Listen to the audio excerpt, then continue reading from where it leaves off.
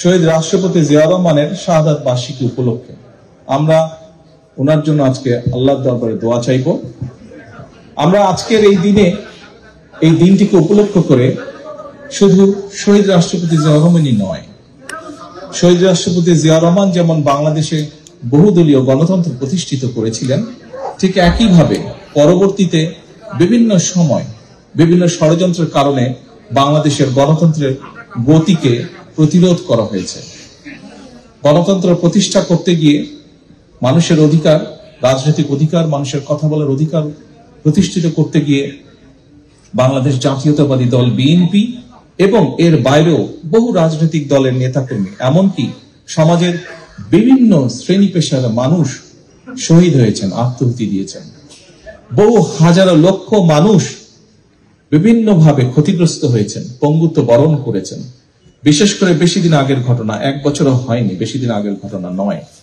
আমরা যদি July August মাসের সেই আন্দোলনের দিনগুলোর কথা মনে করি, তাহলে আমরা দেখতে পাবো কি হারে সেই পলাতক স্বৈরাচার, সেই স্বৈরাচার ক্ষমতাকে ধরে রাখার জন্য কি হারে মানুষকে হত্যা করেছে, কি হারে বহু মানুষের সারা জীবনের দৃষ্টি কেড়ে নিয়েছে, কিভাবে বহু হাজারো মানুষ কিভাবে ক্ষতিগ্রস্ত হয়েছে, শারীরিকভাবে পঙ্গুত্ব বরণ করেছে। জাতিসংঘের হিসাব মোতাবেক 66 জন শিশুকে হত্যা করেছিল তারা। প্রিয় উপস্থিতিবৃন্দ, উপস্থিত সম্মানিত ওলামা মাশায়েখবৃন্দ, একটু পরে আমরা দোয়ার জন্য আল্লাহর দরবারে হাত তুলব। আমি আপনাদের কাছে আজকে সকলকে অনুরোধ করব, শহীদ রাষ্ট্রপতি জিয়া রহমানের শাহাদাত বার্ষিকী উপলক্ষে আমরা যেমন তার জন্য দোয়া চাইব, আমরা বাংলাদেশের গণতন্ত্রকে প্রতিষ্ঠিত করার জন্য, এই দেশকে স্বাধীন করার জন্য যেখানে যত মানুষ আত্মহত্যা দিয়েছেন জীবন, যেখানে যত মানুষ বিভিন্নভাবে ক্ষতিগ্রস্ত হয়েছেন, প্রত্যেকের জন্য আমরা আল্লাহর দরবারে দোয়া চাইব। এখানে আমরা বহু মানুষ উপস্থিত আছি যাদের আপনজন, বিভিন্ন জন আপনজনকে আমরা হারিয়েছি, বিভিন্ন জন হারিয়েছে আপনজনকে, যারা এই মুহূর্তে আমাদের সাথে নেই, এই দুনিয়াতে নেই। আমরা সেই মানুষগুলোর জন্য আমরা আল্লাহর দরবারে দোয়া চাইব।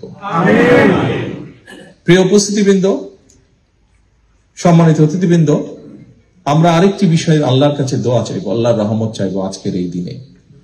যে মানুষগুলো গণতন্ত্রকে, মানুষের অধিকারকে প্রতিষ্ঠিত করার জন্য তাদের জীবনকে আত্মাহুতি দিয়েছেন, আমরা যাতে তাদের সেই আকাঙ্ক্ষাকে পূরণ করতে পারি, আমরা যারা বেঁচে আছি, আমরা আগামী দিনে যাতে বাংলাদেশের মানুষের প্রত্যাশিত যে বাংলাদেশ, সেই বাংলাদেশকে যাতে আমরা গড়ে তুলতে পারি।